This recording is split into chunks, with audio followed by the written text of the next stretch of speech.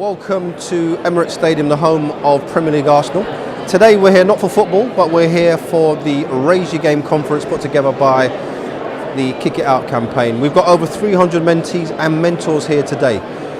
Exactly what's happening? Well, let me share with you. We have young people trying to get into the industry who are meeting their mentors, people like myself. Noted TV commentator Clyde Tilsley's here. We've got people from Sky Sports. We have people from Kick It Out here as well. So it's an opportunity for those that want to get into the game to speak to those already in the game and benefit from their wisdom. Kick It Out is an organisation that is close to my heart. I was born in South Africa. My father was in jail at the time because he was an anti-apartheid activist, and that's really been something that deeply has informed my value set as I've lived through life. And football, I think, in this space has a long way to go. We are working on it. I think Kick It Out works with us and challenges us in a really productive way.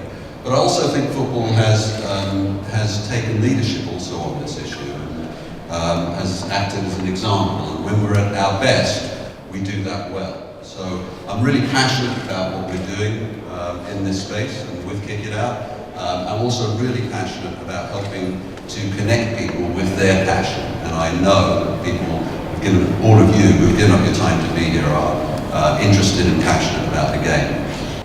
You know, something that there isn't really a good English word for it, but not lazy. You cannot, if you want to make it in the sports industry, in the computer game industry, in any, literally, I presume it's in any industry, I'm sure you've had to go through the same thing.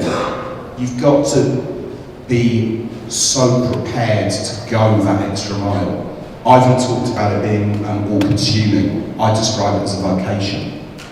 Literally, there is not a minute of the day when I'm not working. My name is Jordan Jarrett Bryan. I'm the sports reporter for Channel 4 News. This is my first year here at Raise Your Game, and I'm really impressed with what I've seen so far.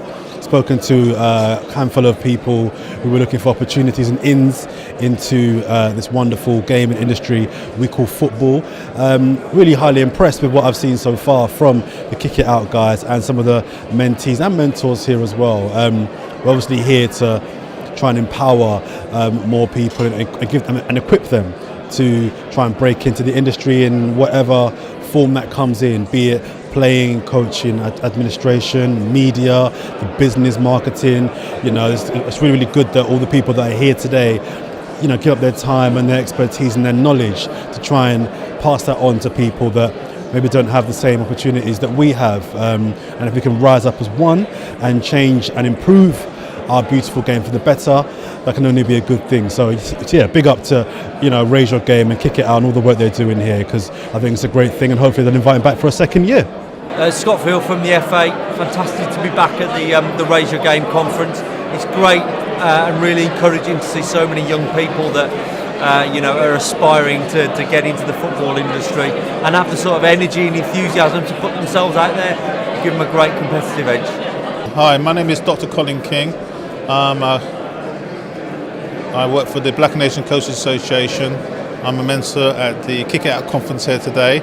This is the fifth consecutive conference I've been at. My kind of philosophy about this conference is about challenging inequalities within the professional game, empowering young people to take responsibility for their own personal development, and I believe in the Marcus Garvey philosophy of self-determination. So I'm really here about empowering these people to think about their responsibility to challenge discrimination within the structures of the sport, take responsibility for the development, and actually empowering change. Hi, I'm Warren Horton. I'm a reporter for TalkSport Radio, and as far as I'm concerned, it's a real honour and a pleasure to be here working at the Kick It Out conference, Raise Your Game.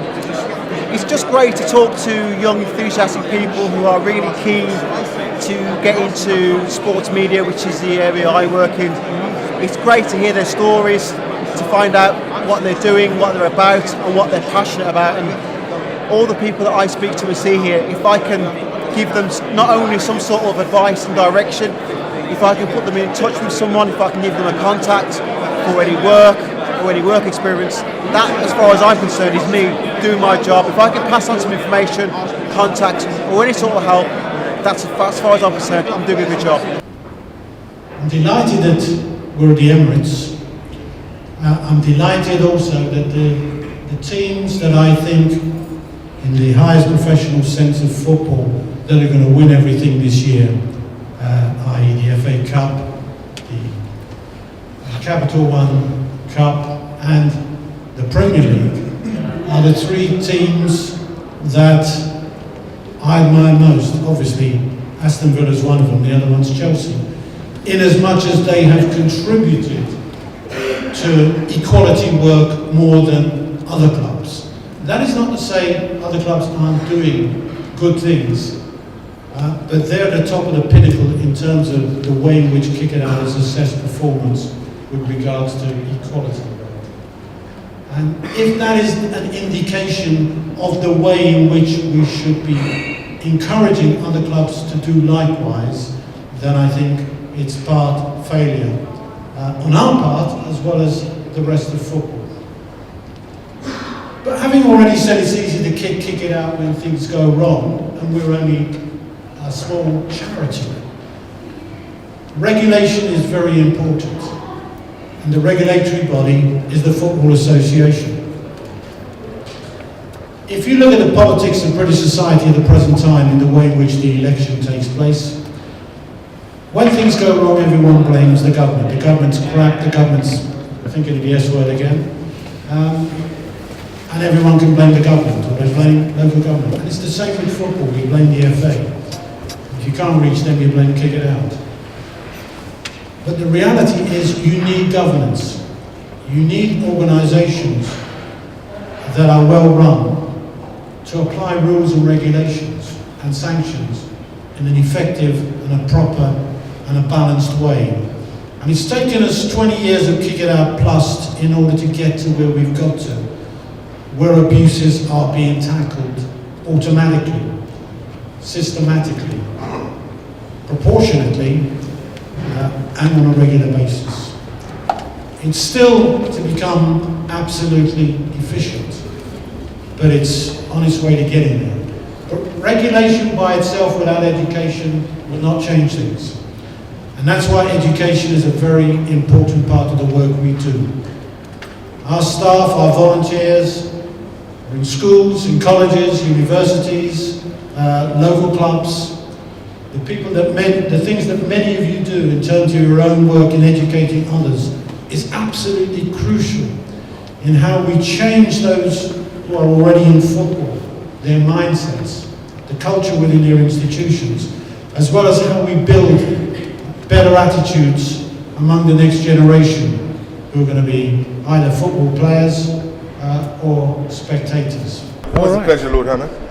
Tell me about the significance of Raise the Game and what we aim to improve upon with conferences like this. Well, Raise Your Game is about getting, firstly, a lot more young people interested in working in football.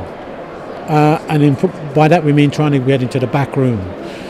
Administrative jobs, technical jobs, working on marketing, communications, a whole range of opportunities that are foreclosed. People don't know about them. So we're trying to get the game to open up, advertise all their jobs, make them available, invite people to apply, encourage them, inspire them, tell them you want them. Otherwise, black and ethnic minority people believe these opportunities are not available. They don't know about them. Other people know the way in. We want them to open the front door so that we can get in there. And secondly, it's about bringing people together who are already there to offer them advice, counsel them, mentor them, inspire them, and help them to move forward. Did you envisage something like this being a part of the Kick It Out journey when you started all those years ago? Did you think that this would come when we to started it, we wanted to be able to go to football and not have it because we're a black person to be called an effing black whatever, because that's all that was happening. It was violence and racism right in your face. And the black players were saying to us, well, we can't do anything about it because we've got to play football. But our family and our friends don't come and watch anymore because they can't put up with it. I had the opportunity to start something, to try and make something happen, and we have been on a long journey. Things are changing. We didn't envisage this. I didn't know how long it would go, but I knew I had to do something. I did something, and we've got a lot more people on the bandwagon trying to do something, and that is important. Thanks for your time, sir. Pleasure. Raise Your Game. To see that you're an integral part of bringing this all together. What was the vision, and have you ticked that box?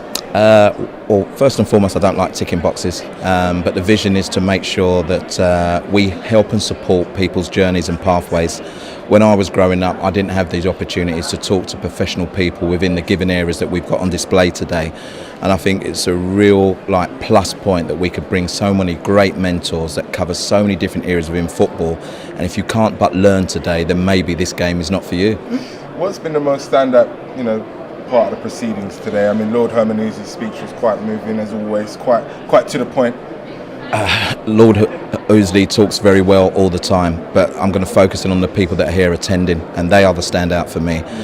When I walk into a room and just hear conversations, I don't need to know what they are, just to hear the conversations that are being had, and that the advice is being given and taken on board. For me, that is a standout thing. We've got some fabulous workshops going on. Have had great feedback already. It's all about the young people's journeys, and that's what I really want to focus on for today. What's been the standout part of the proceedings today from your perspective? I think it's always the young people. It's always the enthusiasm, and you hear there's such a buzz in that room, and you just hear so many people who are so positive, who love football and want to get involved, and that's always, to me, it's always the highlight. This is the 5th year, so I just think it's such a brilliant event for us, and it reinvigorates us as a staff team as well, because sometimes it's hard. It's a hard job to do sometimes. So when you see young people who really want to be involved, it's just brilliant. Tell me about your vision for the next 5 years. Next 5 years. We'd like to get bigger. We'd like to see levels of diversity maintained. I'd like to see more women come along as well, because still I think we're still slightly underrepresented women-wise. Slightly. Slightly. I think see the range of the mentors is brilliant. I mean, the quality of the mentors today is really, really high. Yeah. So we'd like to maintain that and grow that. And we'd like to do regional ones. They were in London, and sometimes I think it'd be nice to go out of London, to try and go to different regions as well. Okay, so UK, here we come. UK and the world, here we come. No problem.